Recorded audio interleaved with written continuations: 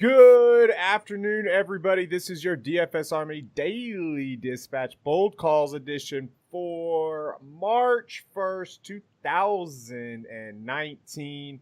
And joining me today is not only my co-host Bear, but also a surprise drop-in from the ranks of the DFS Army, Mutt18. What's up, brother? How's it going, guys? How we Thanks doing for having today, Bear? Doing pretty well, thanks. How are you guys? Pretty good. Man, it's a nice little Friday slate. Not a stressful one, which is always a good thing. Nice little 7-gamer. Got some very interesting options today because of the pricing, not only on Fanduel, which has been really good with pricing, but also on DraftKings, which, let's just go ahead and call it what it is. They slacked off today. Like, I think their All-Star break kind of screwed everybody up, and yeah, now it's just one of those things where everybody seems to be free over there. Yeah, they're soft pricing on a lot of guys tonight. Yeah. It doesn't make sense. I mean, I'm looking through it, and I'm like, did they just not show up today? Because I don't understand how these guys are free. And these guys are 30-minute guys. These guys are high-usage guys. These guys are high-production guys. And they're just in the 3K range. So you're gonna see today, particularly on DraftKings, you're gonna see a lot of. I mean, we don't have per se too many big studs on the slate. We've got LeBron and we've got Giannis, who is probably going to be limited again. But outside of LeBron, we don't really have a big stud in terms of pricing. So you're going to see a lot of people making the choice as to which mispriced value guys they want to play. And that's what's going to make or break the slate. Yeah, it's going to be very, very interesting to see how people kind of play their lineups today. Not only because of the pricing over there on DraftKings, but you've also got the fact that we have to know what's going on with Giannis before we can play him with confidence. And if we don't get word about that before the slate locks, I feel like a lot of ownership is going to end up kind of going to LeBron and then plugging it in from there. So it's one thing that we're going to have to really pay attention to. So, make no mistake, LeBron's going to get the ownership no matter what. Even if we hear Giannis is a full go, everyone's running to LeBron. And the reality of it is, the Lakers can't win unless LeBron has a massive game. Whereas the Bucks, as we've seen, can win without Giannis having a huge game. And I get that, and I know exactly what you're saying. But what I'm saying is like, there's not a ton of value out there right now on FanDuel. So if we don't get word about Giannis before lock, or if we get word that Giannis is going to be a full go before lock, then I could see LeBron's ownership coming down just a little bit.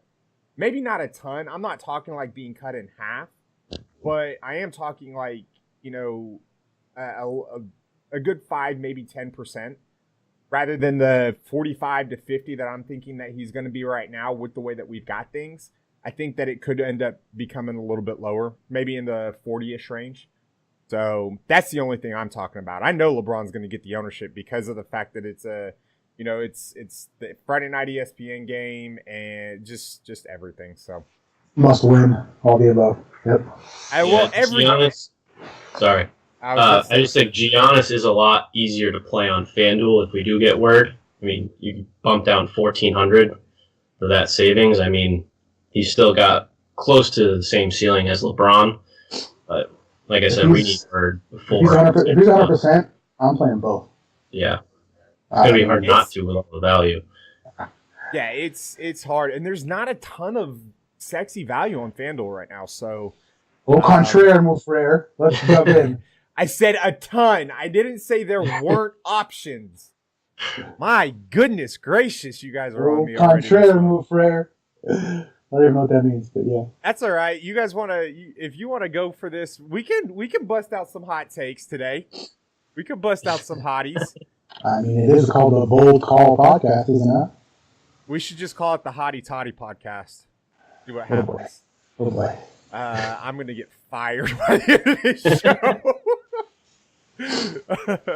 I am in IDGAF mode right now, so and Bear knows why.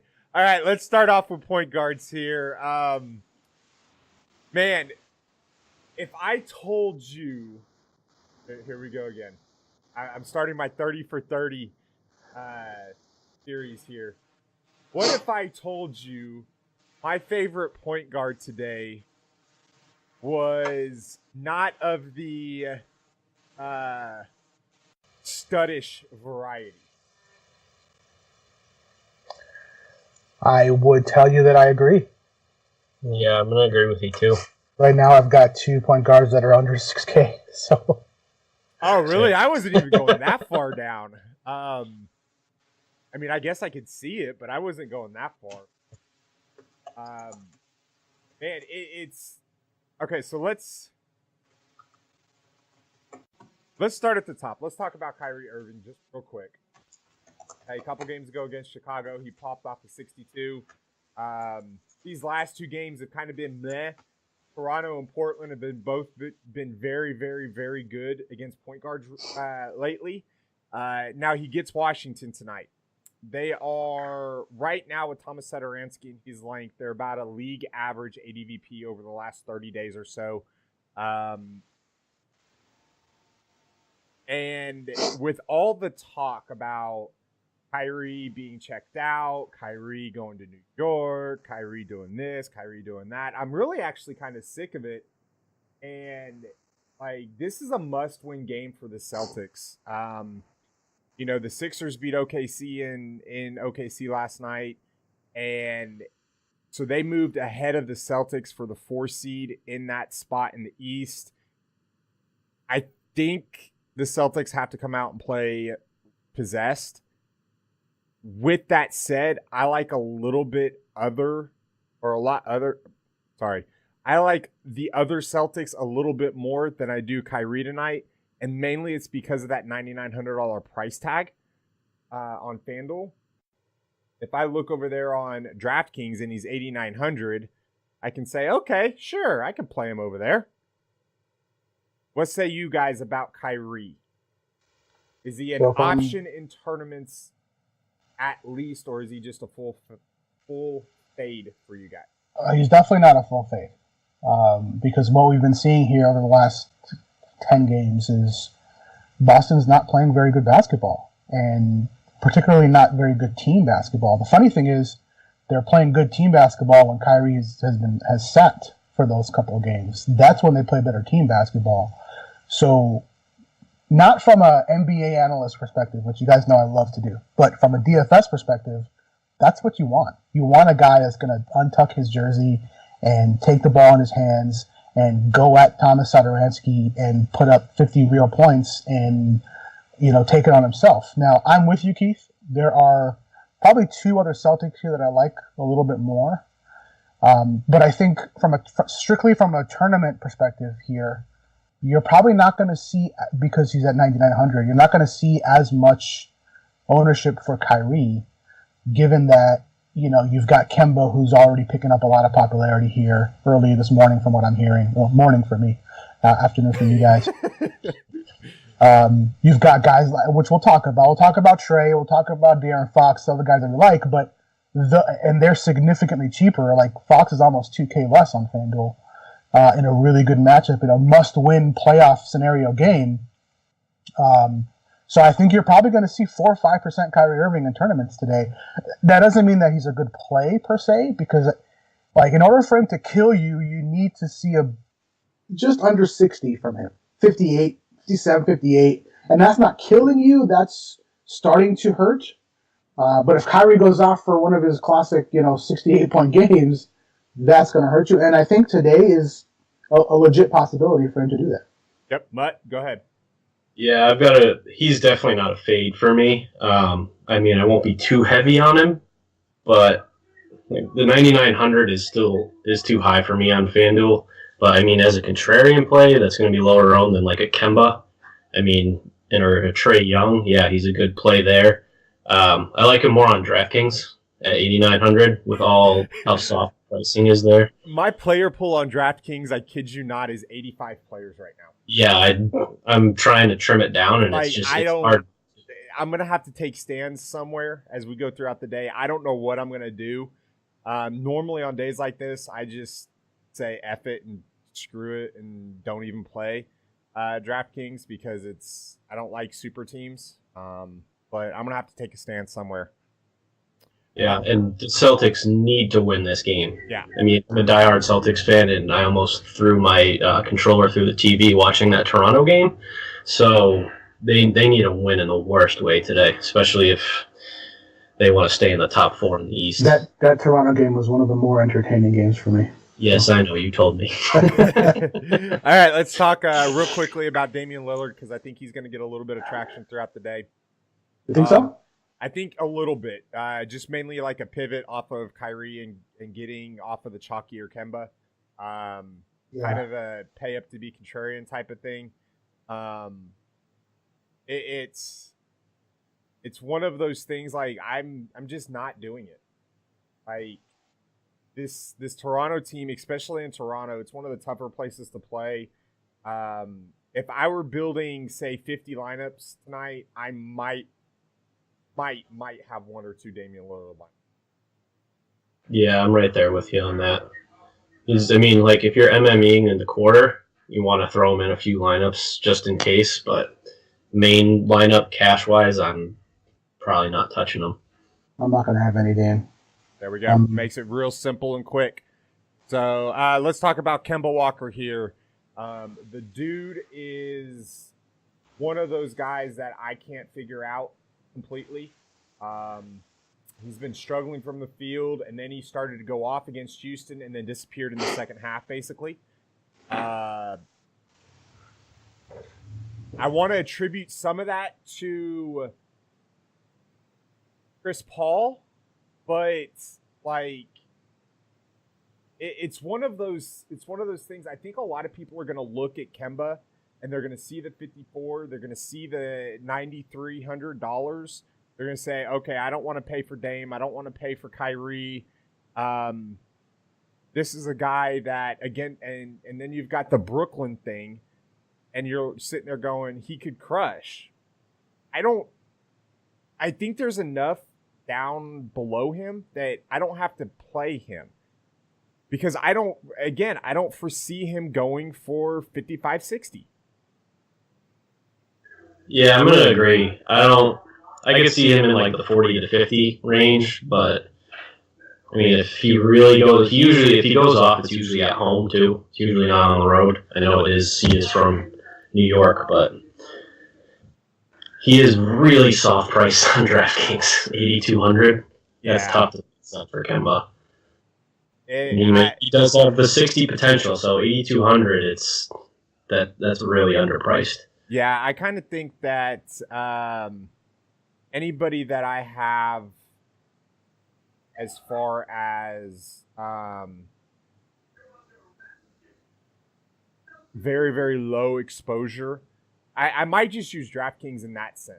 Like, where I'll play a little bit of Dame, I'll play some Kemba, I'll play some of these other guys that I don't have interest in on FanDuel. That way, if FanDuel, and I'll play most of my volume on FanDuel, that way if FanDuel absolutely just bombs, at least DraftKings is going to go off. Yeah. Kind of hedge. Yeah. And I hate hedging. I agree with that. I hate hedging, but it makes it very, very difficult to take a stand when you're looking at the differences in site pricing today. Looks like Bear had to talk to the contractor, so we're going to keep going here. My favorite point guard today, Mutt, and I kid you not, people might think I'm crazy for this, is actually De'Aaron Fox. I know what he did last game, and we told you to get off of him. We told you to not play De'Aaron Fox last game. He still didn't do bad. He put up, 40 points against Milwaukee. But yeah. I think against the Clippers here for $8K, I think we're getting a little bit of a discount in this game tonight. Yeah, I like him today. The only thing that kind of makes me not go as high in him as I would be is Pat Bev, who's going to be on him probably. And he's a pretty good defender, but I mean, Bledsoe is too, and he still put up 40 against Bledsoe. So, and it's a later game, which always helps. Yeah, I mean, 8,000 is a great price for him on FanDuel. Yeah, I agree. The Pat Bev thing, it doesn't scare me as much because I think the Clippers are going to end up switching a lot, and you're going to see some Pat Bev on Fox. You're going to see him a little bit on Buddy. He's basically going to try to limit everybody. Like, I think the way that they kind of approach it is to make sure that none of these guys go off, like, completely. But with the way that Sacramento is looking to play out today, like, I think there's a lot of really good plays. I don't think there's a great play yet, at least until we get word. So it's one of those situations where he's my favorite because I know he can hit 45, but he's not the only one I'm going to have. Like, obviously, he's not the only one I'm going to have exposure to. So, yeah, that makes sense too. It's going to depend on who gets hot at the guard position for the Kings early in the game. Because if Buddy hits 3 threes right out of the gate, he's probably going to see Pat Bev the rest of the game, and that leaves Fox on Shamet. I'm back. Sorry about that. All good, brother. So we're talking about the Clippers, basically Fox. Yeah, we were talking about Clippers Kings. I said my favorite point guard was actually De'Aaron Fox tonight. Yeah, I've been looking at that all day. I've been looking at that matchup all day, and I think you just brought up Patrick Beverley. He's going to be on Buddy. So, and then if Bogdanovich gets hot, he's going to slip over to him. I don't see Beverley even getting close to Fox. So I'm with you there. Yeah, it's one of those situations where, like, even if he is on Fox, I think it's based on a switch, and I don't think it's going to be permanent, and that's kind of what we were kind of talking about. So, let's talk about Trae Young. He went absolutely completely bananas. Bear the other night, it was pretty much one of the only 2 or 3 calls that we got right. That was just a crazy game or night. He gets Chicago again. He has kind of struggled against Chris Dunn. I don't know if, based on the projected ownership that he's going to carry, if I'm going to have a lot of Buddy or a lot of Trae Young tonight. And we all know how much I love Trae Young.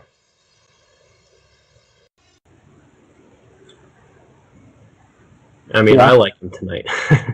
Dude's playing 40 minutes a game. Yeah, it's hard not to. And Chris Dunn has not been himself, to say the least, for the last 4 or 5 games on both sides of the ball. So it doesn't scare me. So. Your guys are going to talk me into this, aren't you? Throughout the day, you guys are going to talk me into this. And see, just like with Buddy Hield, with Marcus Smart, with Trae Young, my Oklahoma boys, it doesn't take me a lot to get talked into. I was going to say, it won't take a lot. Oh, man. So we'll table that for now. Let's talk about this range right here. Okay. Spencer Dinwiddie returns tonight. I've got him set for 27 minutes there. It was a thumb ligament issue. I think that they're going to play it based on effectiveness. If he's shooting the ball well, if he's working the ball well, and that thumb is not bothering him, I think he plays 30. If not, I think he plays 20. Man, it's something that I've been looking at, like, seriously all day. And I know he's excited to come back. They're playing really well. The only thing is, understand that, and I know you understand for the audience, Russell's playing, he's an all-star. He's playing at a level that everybody wanted to see if he'll get to. So I don't know that they say, okay, well, he's back, Dinwiddie's back, let's, not let,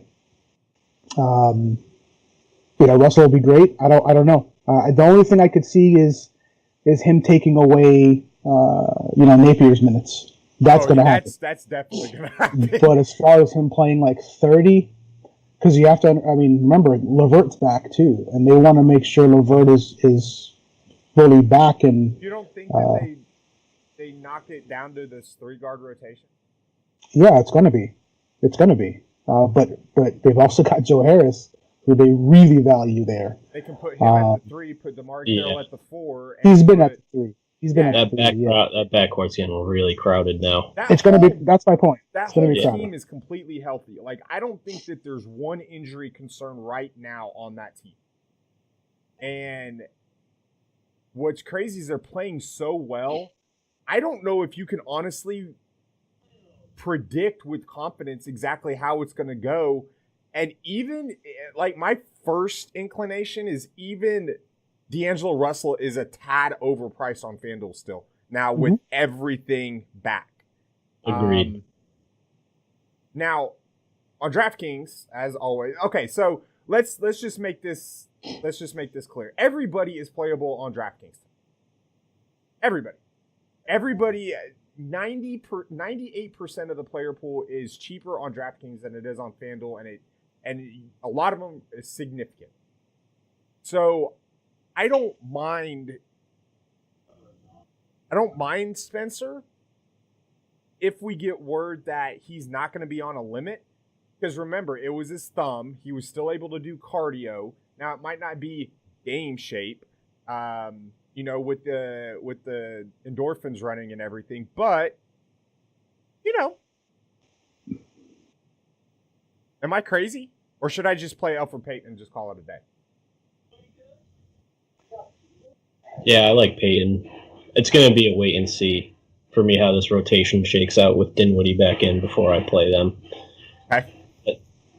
I'm probably off Russell for that too, just because it's going to be so. It's just too crowded for me. And I don't even necessarily know that. So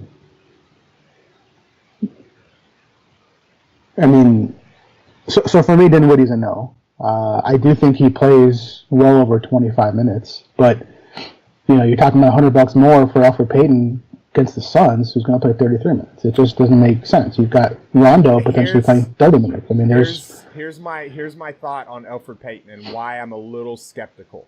Okay, we got a lot of words from the Pelicans about them limiting Drew Holiday and Anthony Davis. They've held steadfast to Anthony Davis because they have a lot of vested interest in him.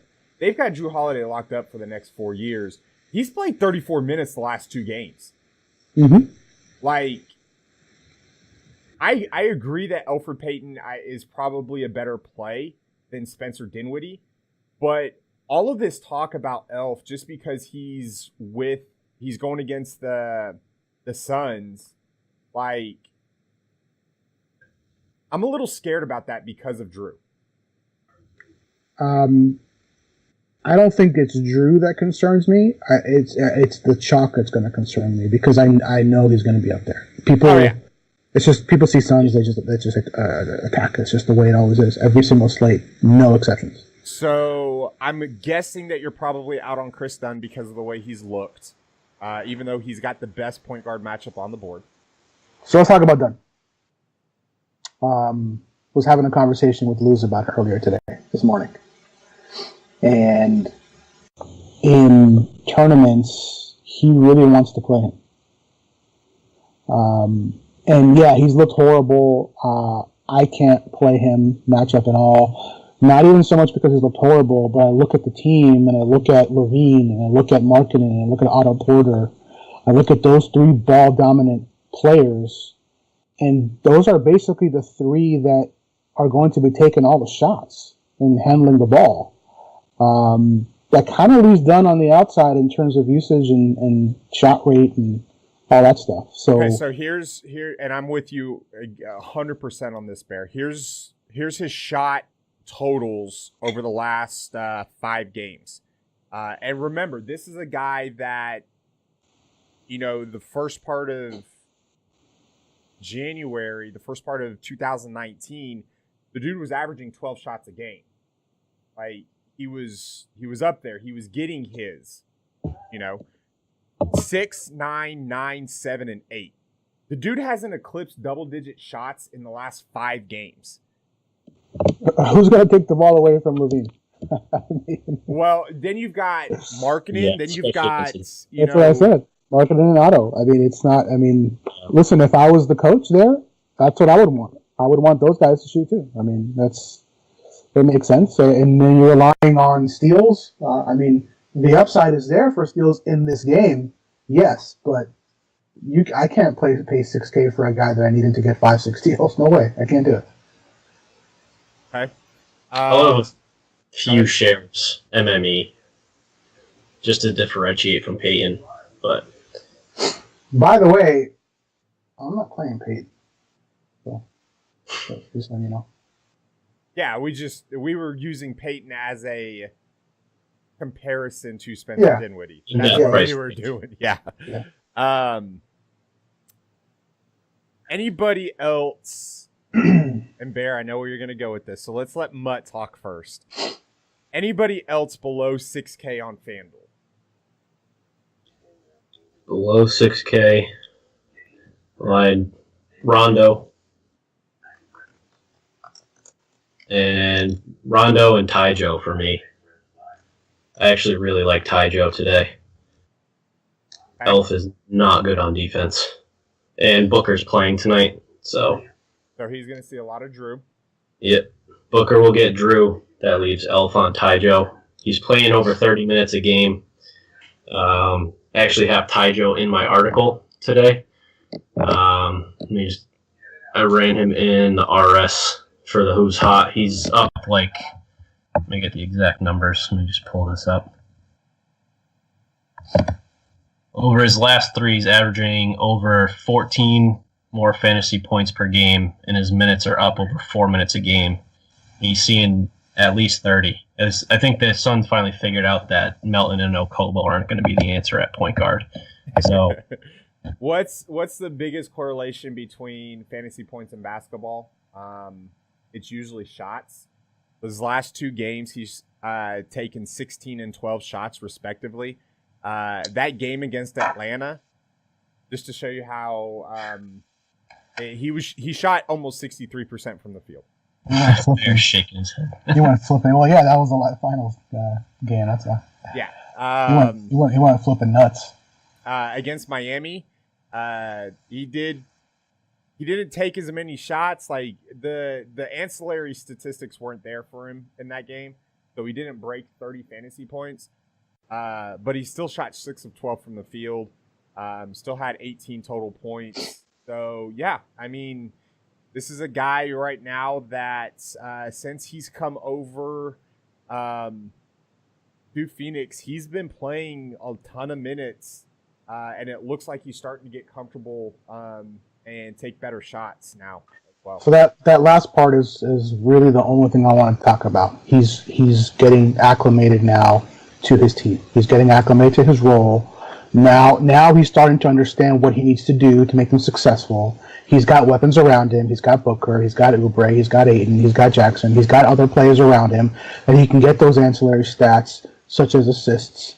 Going up against not very stable point guards, he can get you some steals. I mean, I don't see how you don't play Tyler in this game. I just don't. Don't click the button. Elf is that's not an excuse. You still click the button. At that defense. Yeah, it's a no-brainer. Swinging door bad. I think Tyler Johnson's going to be a pretty popular play today. Barry, let's go ahead and talk about Rondo here. He got the start last game. Boy, did he! And he smashed. What's the word? Smashed is. I don't think smash does it justice. So here's the thing about Rondo. Okay, you look at the numbers fantasy-wise, you're like, oh, he's great. People that are focused on basketball as a whole, not strictly DFS, particularly in Lakers circles, are fucking furious that he started Rondo. Now, here's the issue with Rondo. Rondo is one of the worst defensive point guards in the entire league. He doesn't even flip and try. Before he started this last game, and he got his 20 minutes, backup point guard minutes, he was making passes that didn't even make any sense. There's a lot of anger by folks towards Walton for doing that. Now, we won the game. He produced, so they're going to stick with it. So this does a couple things for me. Number one, I really love Bledsoe because Bledsoe should be able to do whatever the hell he wants because Rondo won't be able to guard him. That's the first thing. Second thing is, in terms of Rondo, he's going to be the starter moving forward. Walton has said that. Can he change his mind? Yeah, sure. But he won't because he's going to need an actual point guard to match up with Bledsoe. Bad matchup or not, he's still going to need that. You're not going to have LeBron guarding Bledsoe. You're not going to have, Reggie Bullock guarding Bledsoe. So it's kind of a cakewalk for Bledsoe here. But in terms of Rondo, 5,500 on FanDuel, you're talking about 30-plus minutes in a pretty high-scoring game in the last game of the night. It's kind of an easy play. Yeah, and it's national TV, and we all know he comes out to play when the lights come on. And it's the highest over-under on the slate by a full point over Clippers Sacramento. I still don't think that it's the highest scoring game. I think Clippers Sacramento ends up outscoring them. Probably does. I don't disagree with you there. But it's not saying that doesn't take away from any play in this game. Let's make that real clear. That's just kind of one of those bold calls things. So, all right, let's move on to our shooting guards here. Talked a little bit about D'Angelo Russell. Bradley Beal is 9,900, and I've got the same thoughts about him as I do with kind of Kyrie. 9,900 right now isn't something I'm excited to pay for either of these guys. But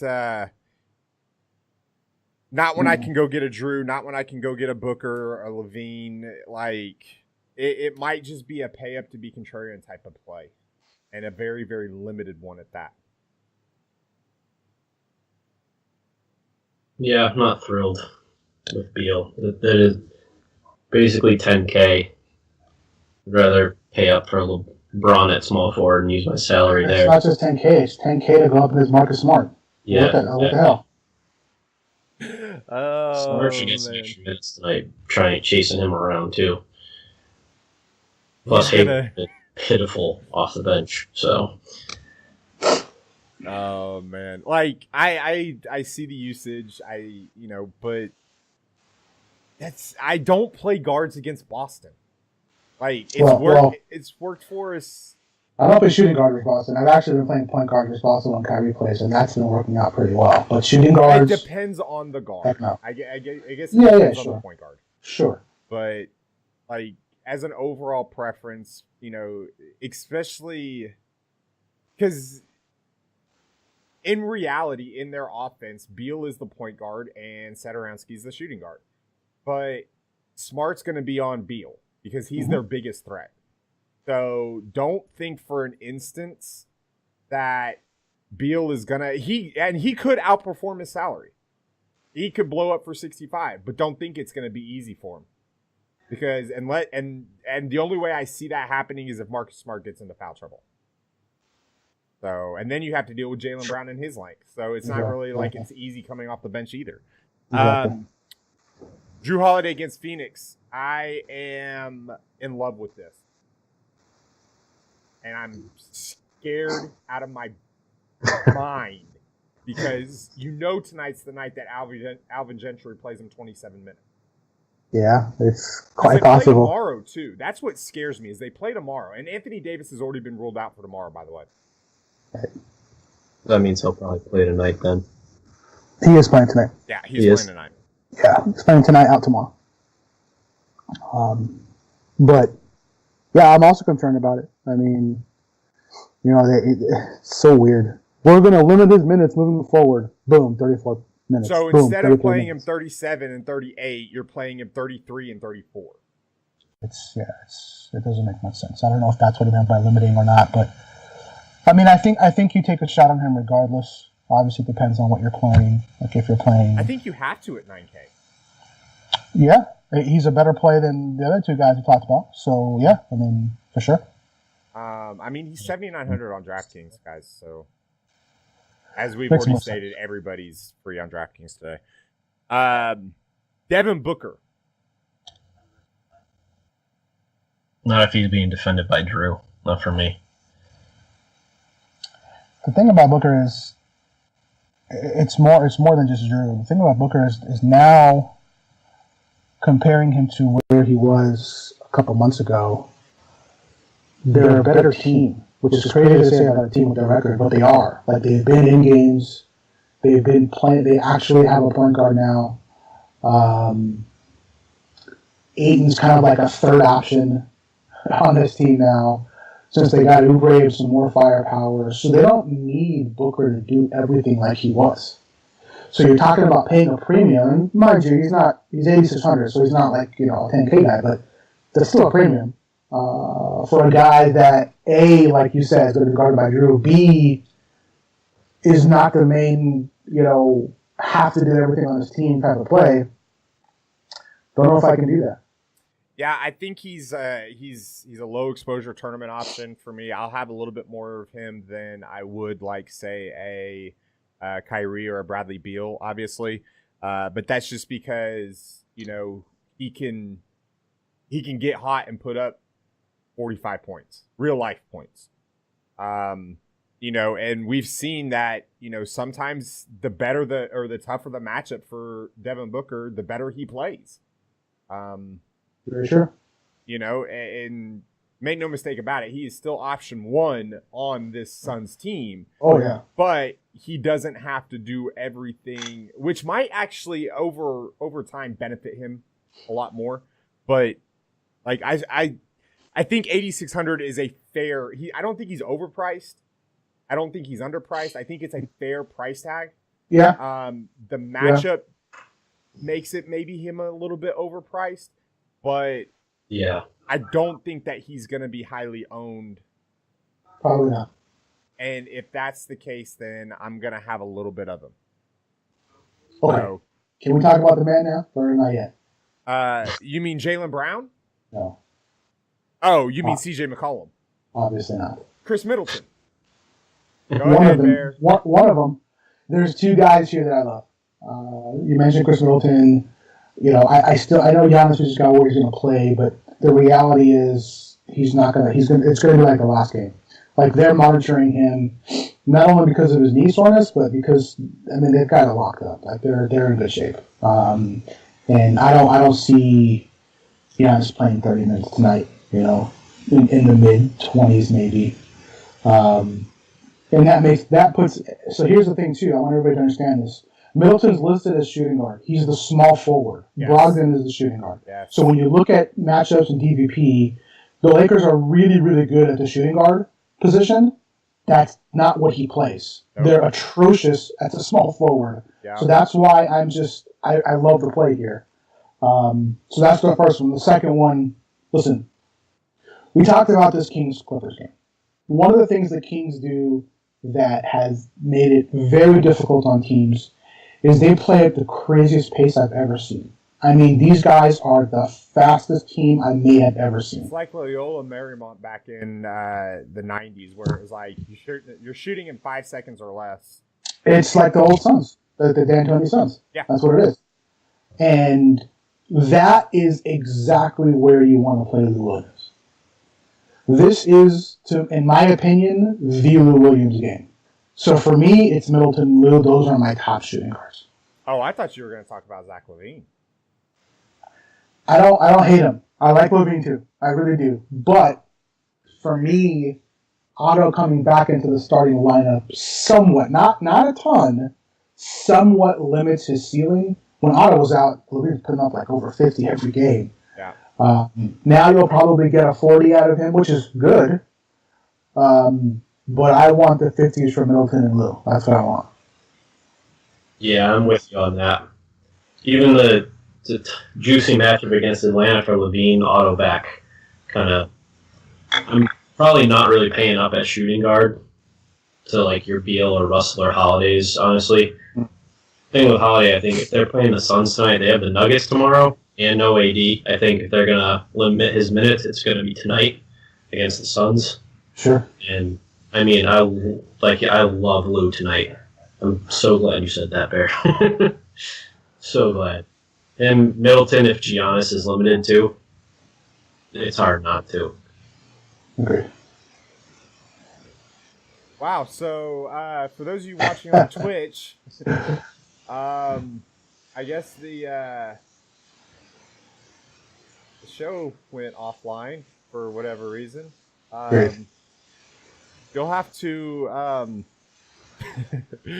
Everybody else is gonna have to catch the end of it on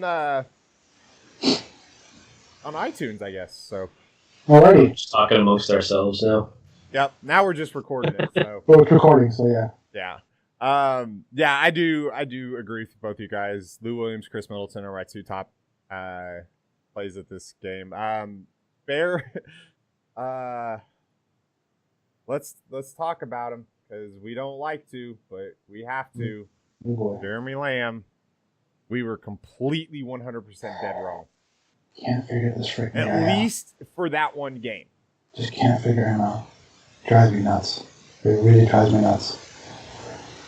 I mean, he went to the bench, fine. They brought in Bridges, fine. He played 17, 18 minutes the first game when he went to the bench, cool. Then back-to-back 30 minutes. Like, what the hell are you guys doing? Pick a freaking rotation. So, and listen, a lot of it is certainly matchup-based. I get it. Here versus Brooklyn, I could see him playing a little bit more, go a little bit small.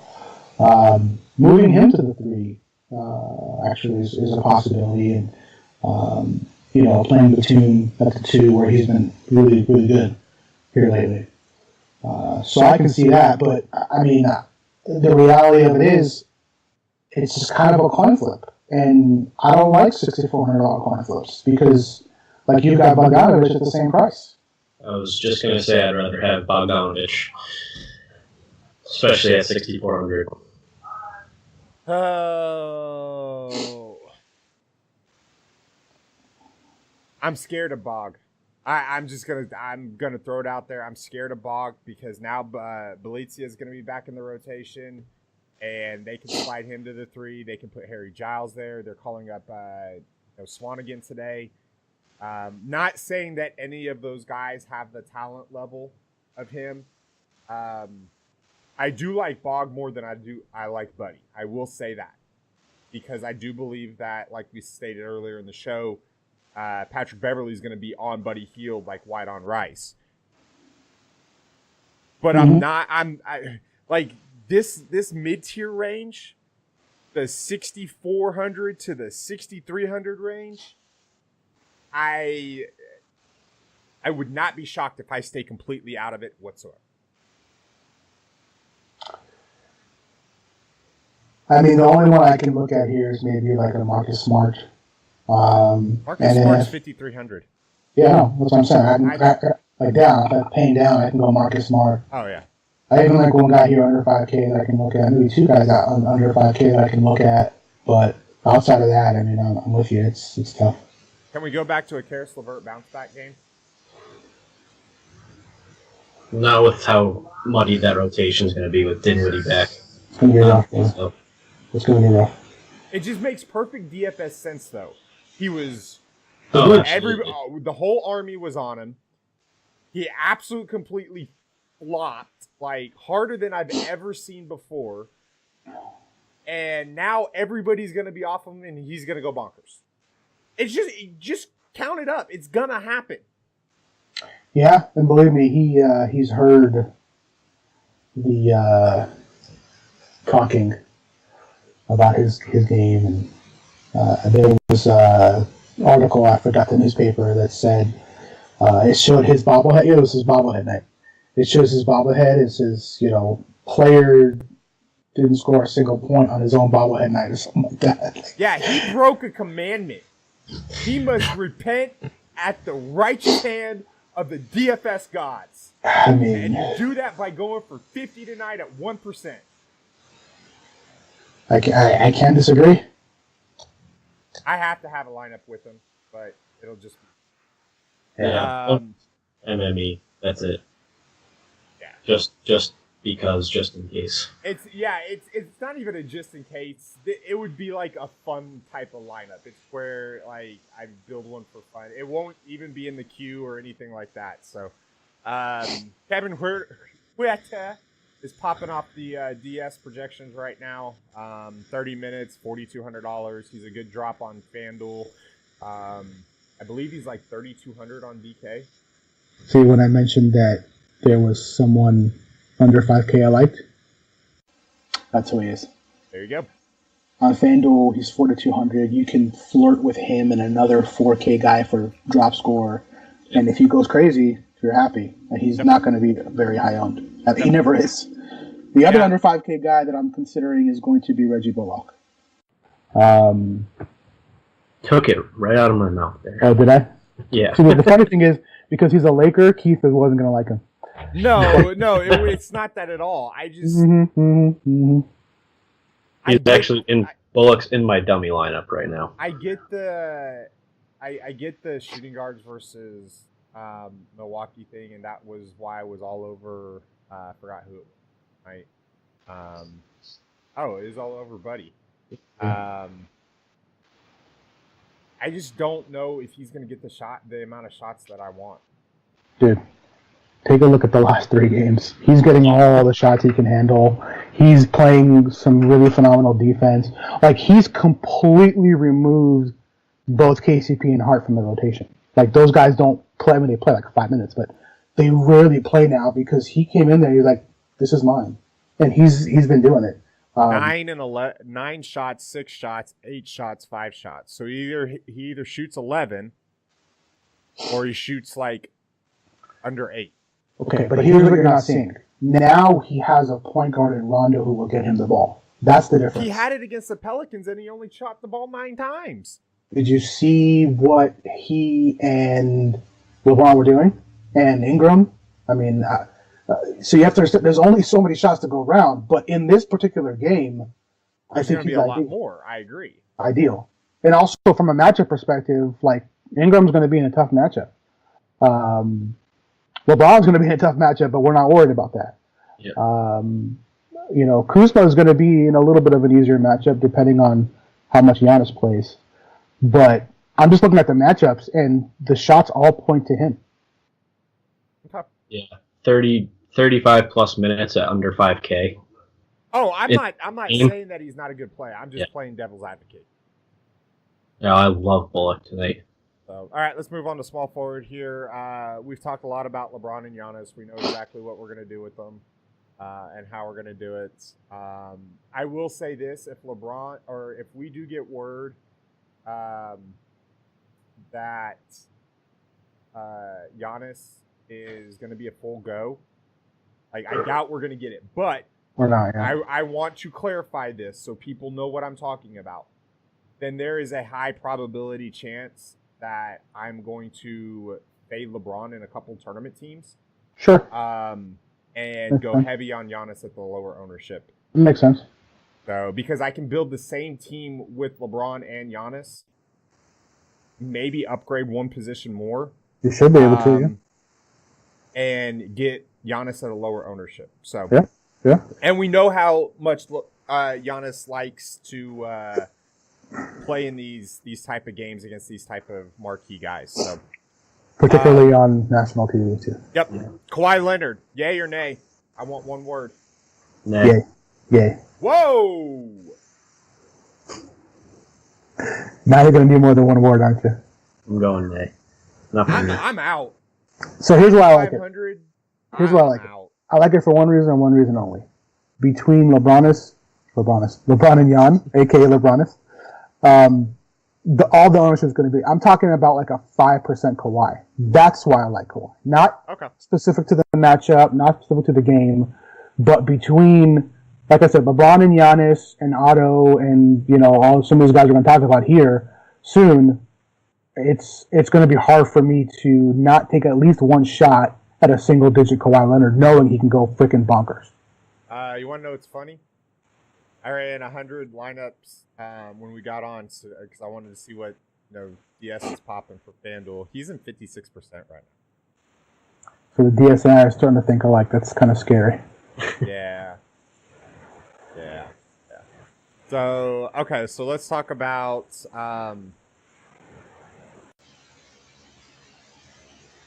man, is Kelly Oubre a trap tonight?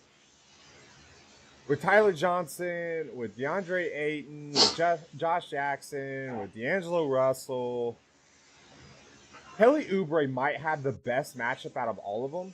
He does. But he's also not coming to you at a discount either, at least on FanDuel. Yeah, like you can get Otto Porter against Atlanta for $200 or for $100 less. That's where I would go. Yeah. So you're telling me that Kelly Oubre in a smash spot's going to be sub 10%? No. Oh, you think he's going to be chalk? You're just going to pivot off of him to Otto Correct. Porter. Okay, I get what you're saying now. I actually have Josh Jackson as one of my traps tonight. Especially now that you just got brownie points with Loose. That boy hates him some Josh Jackson. Yeah, he does. Well, I mean, he's trending downward everywhere. I mean, since they put him in, they moved Bridges to the bench and put him in the starting lineup. He's first one subbed out, playing 20, 25 minutes with Booker and all those guys back. It's just the opportunities. If Booker wasn't playing, maybe I'd have some shares of him, but with Booker in, he's not going to really touch the ball. There you go. Bridges is playing 35 minutes off the bench, so yeah, they kind of switched roles a little bit. Yeah, so. yeah. All right, Bear. Let's talk about him. Yours and I favorite outside of the studs, probably favorites play at the position tonight. Oh, you want to go down that low already? Oh yeah, I want to go down that low already because we got to speed it up just a little bit because I don't want to give people a 2-minute center conversation today. Okay. So Keith and I are going to be drinking French wine and eating baguettes during this game because Nicolas Batum is probably our favorite non-stud play here at this position. And I want to explain to the folks why. So early on in the season, we were like, what the hell happened to Batum? Like last year, he was almost a triple-double average. He was doing everything. All of a sudden this year, he could barely crack 18 fantasy points. Well, they moved him to the 3, where they brought in Bridges off the bench. Because they were playing Jeremy Lamb at the 2 and Kemba. They were playing Lamb, right. So they decided Lakers will start Rondo, Bullock, Ingram, LeBron, Kuzma. Okay. Rondo starting. So they decided to move Lamb back to the bench and move Batum over to the 2. He's been balling ever since they did that. So you're getting a shooting guard that is listed here at small forward at 6,100 with 50 upside versus Brooklyn. I mean, I like it a lot. Yeah, I do too. I'll be going French with you guys tonight too. All right. Bang, there you go. All right. Any interest in like a Mikal Bridges off the bench at 4,900? Not really. Okay. Joe Harris. No. I'm trying to find some value here. Yeah. And there's some I've got some value. I mean, I've got a little bit of a tad bit of interest in Maurice Harkless. Yeah. Especially on DK. Yeah, that's. But, so I've got 3 value plays here. The first one you guys are not going to like, but IDGAF. Kendrick Williams. I like it. This is a bounce back spot for him. He's starting to play significantly more minutes now. I would like a little bit more without AD, but whatever. He's still a good price. You've got very much boom or bust Torian Prince. Now, we're still monitoring the John Collins situation. If Collins is out, I like him even more. So I'll have to wait and see what happens there, but I still like him. And then You know I'm a sucker for narratives. You know that, and Mutt, I think you'll understand this probably more than most, but Jeff Green is going back to Boston. Jeff Green is listed at small forward, but he's the power forward. Yep. Power forwards have been absolutely lighting up the Celtics for the last 2 weeks. I mean, when I say lighting up, it's the worst on the slate. Every position except shooting guard has been lighting up the Celtics for the past 2 weeks. Pretty much. But yeah, I agree with you. But when you compare like how bad they've been, power forward has been the worst. Yeah. Jeff Green has a lot of history in Boston. I see Smart basically just destroying Bradley Beal. Well, who's going to score? Right? I like Jeff Green a lot here. Trevor Ariza? He's also in play. I don't hate the play, but you're talking about significantly less expensive. Discount. You're talking about $2,200 less. Oh, no, I agree. So, I mean, I'm going to have a few shares of him. Okay. And then the last one here that I'm considering as a kind of drop score, a little bit more expensive for the drop that I like, is going to be Bembry versus Chicago. Chicago. I think he's a trap. Okay. I'm not as high on him. If Collins misses at 3K on DK, it's hard not to. Yeah, but FanDuel, I think you can fade him on FanDuel. Yeah, on FanDuel, that's it. On FanDuel, I would need John Collins to be out. If I was able to finish the sentence, you would have heard that. Sorry. So if Collins sits, then Bembry is going to be thrusted into probably not exactly 30, but in the high 20s for 4,500 versus the Bulls. Then I have a lot of interest there because I could see them running him at the 4, or excuse me, at the 3 even, and getting playing a much smaller game. So I'll have some interest there. Did you hear what he said about his price on DraftKings? Yeah. Mm-hmm. Okay. And I had some interest in Harrison Barnes, but with Belgica back, it kind of muddies it a little. I think he would have. I mean, he played. I know it went to OT, but he played 40 minutes in that game, and then Bagley got hurt. So I think between Cauley-Stein, Giles, and Barnes, those minutes kind of go there. But with Belgica back, that kind of messes me. I'd like him a lot more if Belgica wasn't back. All right, let's talk about power forwards here. Lauri Markkanen. I mean, obviously a smash spot, but he's really pricey. The upside's tremendous. Him and Randall both have tremendous upside. Can Lauri Markkanen outscore Julius Randle by 15?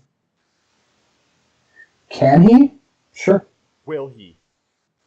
I don't think so. I mean, how the hell am I supposed to answer that? Look into your crystal ball, Bear. You're Bear Stradamus for a reason. Make 2 lineups, one with Lauri, one with Randall. How about I just fade Lauri and just play all the Julius Randle? Yeah, I think he's going to be... You can. He's going to be popular. He's going to be popular. Because, again, everybody sees Hawks boom, but... and I'll tell you why I have interest in fading Lauri. Okay. Because I actually think I'm going to be playing some Anthony Davis. Holy shit. Well, it's not both calls for nothing, right? $7,600 for 21 minutes. Whew. Man, that's tough. He's not a core play. Clearly. But knowing that he's sitting out tomorrow, I say there's maybe a 2 to 4% chance, maybe a 5, that he plays 25 minutes, plays a little bit longer. I don't know. Maybe not. But maybe. And it is Phoenix. And it is the best ADVP matchup on the board out of every position. and he still is Anthony Davis. Now, like I said, it's a couple teams. It's not a lot. He's to that price now to where if he gets me 35, I can still win and survive with that. And that's what I have him projected at is 35. Yeah, so points, not minutes. Fantasy points, not minutes. Sorry. I needed to make that part clear because somebody's going to come in right at that moment and know I'm talking about Anthony Davis and I said 35 and think I said 35 minutes. Yeah. So now for me, I've got two power forwards here, and I won't get to all of them yet, but that I just can't seem to stay off of. The first one is going to be Montrezl Harrell. Yep. I am stacking Lou and Trez. I don't care. Those are the two guys that are going to be doing 90% of the work for the Clippers. Yes, the people are going to say, "Oh, they don't start." Who gives a shit? They both play 30 minutes. They both are the 1-2 punch. They're probably the most masterful pick and roll duo I've seen in a really long time. In a crazy, like these pace up games, Montrezl just eats. Mm-hmm. He just eats. So, yeah, I mean that. So Trez might be my top power forward on the night. So before we get to my lower price, then we'll stick in this range. Mike, talk to me about Jason Tatum. Is he gonna show up? Him as a trap tonight. Okay. So I think this is going to be a game where they need to win. I think Kyrie is going to dominate the ball, and Tatum can at times disappear. So I just don't. He's in my trap list today. I wrote him up in the article as a trap. He's trending down everywhere. He's averaging over his last 3. He's averaging 12 less fantasy points per game, and his price has gone down a few $100. I mean, no. I can't do Tatum. Now, if he was Marcus Morris's price, it'd be a different combo. Yeah, exactly. But then we wouldn't be playing Marcus Morris tonight. Oh, I am. But would you play him? Okay, yeah. You didn't. I don't think you caught exactly what I was saying. No, I did, because you couldn't play them both. But like, I would probably pay Tatum's price for Morris tonight. If I put it that way. Wow. Yeah. Morris is one of their team leaders. He wants to right the ship. I'll tell you that right now. He's gonna come out and play. So really I was hard. just reading something here by one of the Celtics. I think he might be a beat writer, but he definitely reports on the Celtics. And he comes out and he says, completely unprompted, during their shoot around, or it may have been the practice, I'm not sure, but Morris picked up a microphone or whatever it was, and I'm going to read it for you right now. Marcus Morris, unprompted, held court at shoot around this morning, pinned blame on himself for part of Boston's struggle, says he wanted to be a better leader. Yep, he's going in a lot of lineups. Let me get his last quote. Bring some soul back to this shit, man. That's his quote. So Marcus Morris is going soul on us. I want some soul. Oh, yeah. Yep. We forgot to mention that it is buyout season, so we have to start watching 10-day contracts. It's going to get a little bit muggy over the next couple of weeks. Yeah, the Hawks just signed one here. Yep. BJ Johnson. I don't think that we won't have to worry about any of that tonight, probably, because people are going to be signing. But going forward, we're probably going to have to watch that. And we love playing 10-day guys. Like, if they're available, we love playing 10-day guys because they're out to prove that they belong. So absolutely, we've won a lot of money. Guys, talk to me about JaMychal Green. I got him at 21 minutes, $3,800 on FanDuel. Yes, I did skip over Harry Giles, and there is a reason why.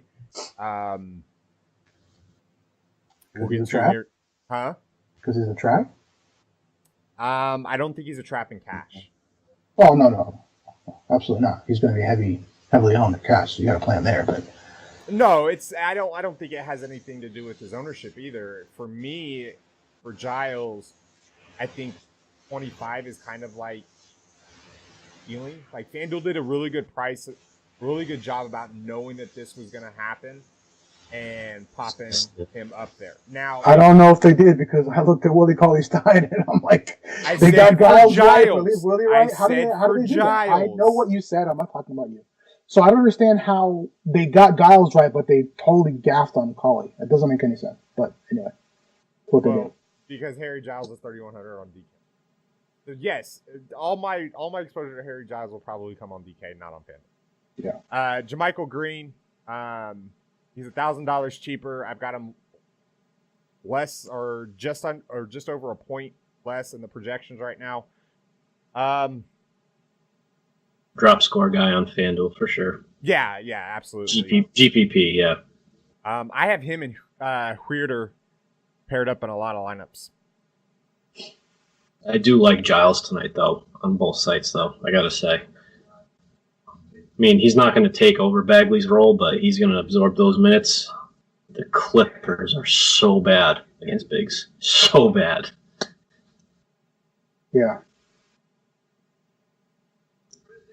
Maybe it's sticker shock with Giles' price on Fanduel then. I think that might have something to do with it. If he was like around 4K, it'd be a lock for me. 4,800, it makes you it makes you think a little bit, but and if you're playing him as a drop, then you can go 500 less and play Diallo as a drop, who won't be nearly as owned. I mean, there's other options. I don't mind Giles that much. I don't see him, like you said, he's not going to play the Bagley role because he's not. I don't think he hits 30, 35. Yeah, I don't either. And for tournaments, that's kind of what I want. People are going to be jumping thinking he's going to play 30-plus minutes tonight. He's not. He's going to play probably 20 to 25. I think 25 is even high. Yeah. Like 20, 25 minutes, fantasy point per minute. He averages like 1.08. I mean, that gives you like your 20 to 27 range. So, I mean, on DK, yeah, at 3,100. But FanDuel, it's going to be just pretty much right at your 5 times. Yep. Maybe a couple extra because it's the Clippers, but I think he gets a few extra because of that matchup. But I don't think you're seeing a 10 times value. Yeah, I agree. All right, guys.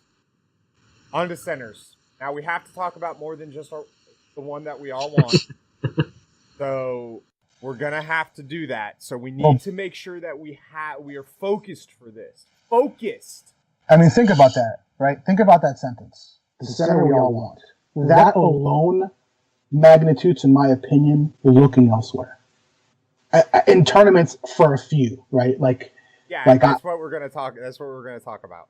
Yeah. So we're going to talk about everybody else first, and then we're going to talk about him. Okay. Okay. I'm going to start with Al Horford. Okay. Who has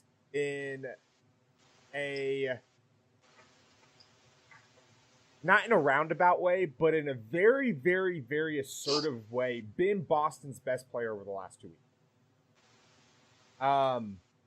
His price has started to reflect that, but I have to have a little bit of exposure for Al Horford. Yeah, I agree. I like him. I like Ayton. Right in that range. I probably won't pay up for Nurkic. He's got Cantor there now, and he doesn't see some Marc Gasol. So Cantor is not. Yeah, there's no Cantor. Oh, he's out. I didn't even see that. Yeah. He's having some visa issues, or that's why he's not going. He's afraid Interpol's going to come and arrest him. Is what it is. Oh, that's what they're calling. He's still in the elevator. No, they made it out. They made it out of that one. Can't you see that video? Oh yeah, concerns for his safety. Yeah, he's not going to be there. So I mean, I actually don't hate Nurkic. He sucked against Gasol. You're assuming Gasol's going to start, so we got to see. I think Gasol starts. So I am assuming Gasol's going to start because it's Nurk. Yeah. So, but he's absolutely just been. I think he's got him one game, but he's been absolutely atrocious against Marc Gasol. So Yeah, that's I mean, we have to wait and see, right? Like, he might end up going up against Surge. I don't know. We'll have to see. But either way, if he goes see against both Surge, I do like him. Yeah, because that means he's that going to see some Gasol though. Yeah. Well, seeing 10 to 15 minutes of Gasol coming off the bench, in their matchups together, rather than seeing 24 minutes. Like, I could legit see Gasol matching Nurkic's time on the court tonight. Yeah, I can see it. Like, it's not like he's not capable of playing 30-plus minutes, you know? It's just that they haven't done it yet, and a lot of it has been because of the analytics and based on matchups. Well, now is the time where you can throw that in there. And that's one of the reasons I actually think that Marc Gasol's a great tournament play tonight as well. Because of that, he's a pivot off of the other guy. He is $5,800, and if he's going to match Nurk minute for minute, then that means that he's going to play around 30 minutes. And that means he's underpriced at 5,800. Is my thinking wrong there in tournaments anyways? No, I don't believe so. It's just the thing that I don't like about Gasol specifically is that he's not the focal point like he was in Memphis, so he doesn't have that same upside. So, I mean, realistically, let's say he starts. Let's say he plays 28 minutes. What are you going to get out of Gasol, like fantasy points? 35? Yeah, and then all I need is my other guy to bust in Right, order for it to pay off. Yeah, because he's going to be a fraction of the ownership. Oh yeah. So I'm not saying like you need other things to go right if you're going to play somebody else. Like if you're going to play Horford, you need him to outscore that guy by, 15, 20 fantasy points.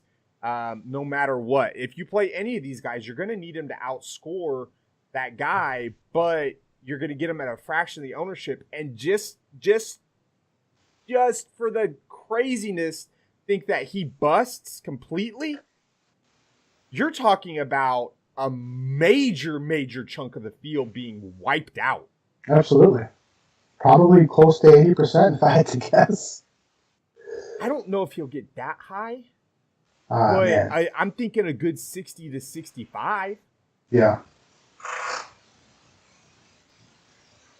All right, call me crazy. Okay. Cody Zeller and Robin Lopez have my interest tonight. Mine too? Okay, so we're not just Zeller with his not, price. Not Robin, but Zeller. Okay, so Mutt doesn't like Zeller, and I like Zeller, just not at his price on FanDuel. Okay. So you're talking about a guy that is going to play 33 minutes, going up against the worst, well, second worst, because the Clippers take that matchup, or well, the best matchup for him, but the worst defensive position in Brooklyn. I'm okay. Just for the same reasons that Keith was talking about Gasol, like Zeller has one of his 50-point games and Cauley-Stein doesn't. The advantage there is massive, and you're not paying that much more, $1,100, which is not that big of a difference. I'm fine with it. I even like Jared Allen here. And one of the things that I noticed too was since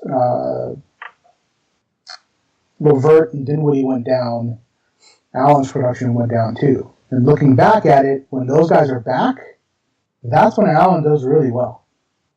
Because the perimeter guards, I mean, it's all going to be shared, right? So you're not going to get any of that dominance. But the bigs, Allen gets to eat because so much now is focused on Russell, LeVert, Dinwiddie that Allen gets a little more open. And he's still got the crazy, Uncle Drew hair and can still block shots.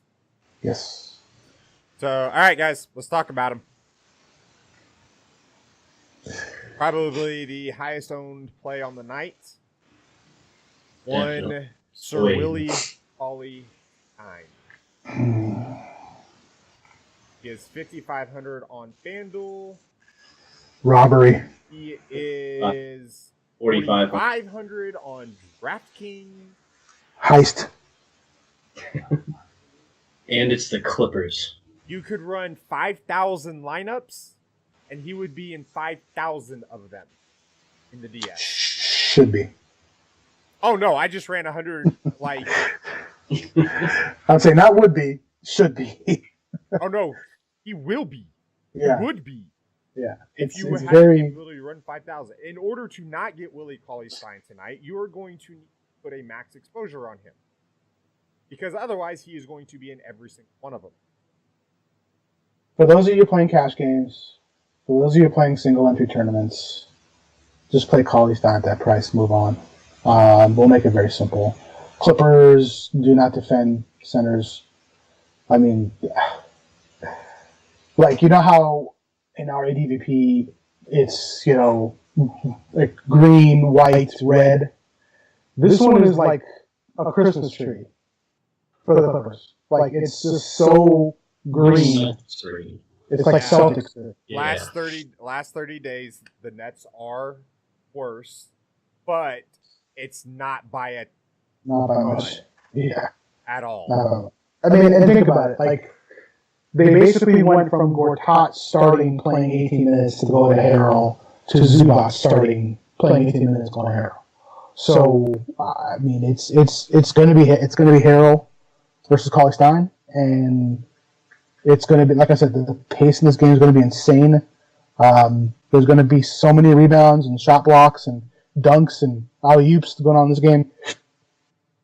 It's like there's a part of me that knows that he's going to be so high owned, and I want to go elsewhere. I'm just at a point now where I might just have to go elsewhere, other spots, and just. If I'm playing 10 lineups, I'm playing 8 Willie Cauley-Stein, and I'm going to have probably an Al Horford and a Cody Zeller lineup. As of right now, the way things are currently constructed, that's what I would do. And then I'm going to hope and pray that either he goes completely bonkers or he does absolutely crap and gets 3,000 the first 5 minutes. Like, I either want him way up there or I want him way down there with the way that I'm building my lineups tonight. It's just the way that it is. He is, as of right now, really by far the best play on the board. I mean, 4,500 on DraftKings, and he can put up 50. Yeah. I mean, like, even 5,500 on FanDuel, you get 50. That's 10 times value. Yep. You're gonna need to differentiate elsewhere though, because he's gonna be so high owned. Yeah. It's this is a differentiate in 2 lineups, like, just in case something happens, because Willie Cauley-Stein has been known to get handsy at times.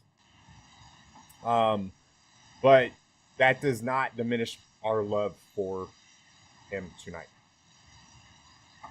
Not one bit. So can we talk about a guy that's going to be not owned at all and can actually do some damage? Oh, Keith is going to freaking hate this. Go ahead. I already know he's going to freaking hate this. I've got a little bit of interest in Thomas Bryant. No! I told you he was going to hate it. I told you. You guys talked me off him the other day, too. And I was looking at him. So here's the thing. Like, ever since he's gone to the bench, it's lit a fire under him. Like, and the reality of it is they're going to need size, and they're going to need a center that can defend in the perimeter to match up with Horford, and then eventually Tice, and then eventually some Morris potentially.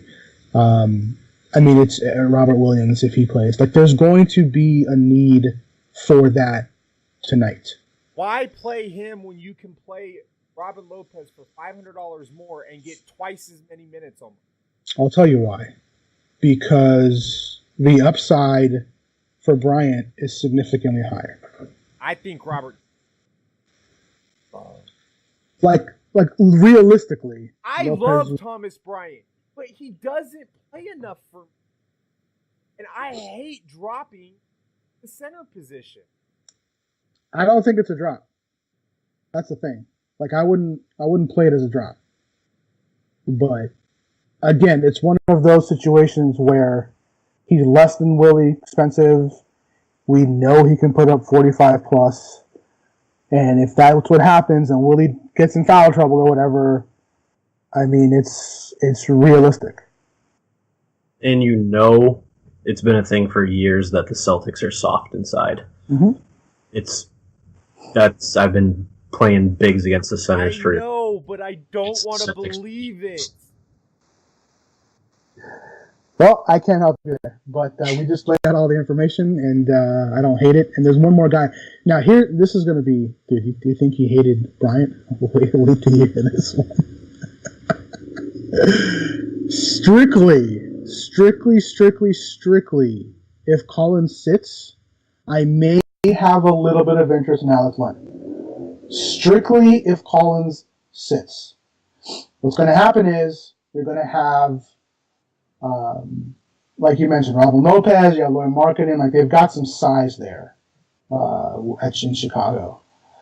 And Dedmon is not a 30-minute player. He just is not. And typically what tends to happen is when Dedmon sits, they'll move some Collins to the 5.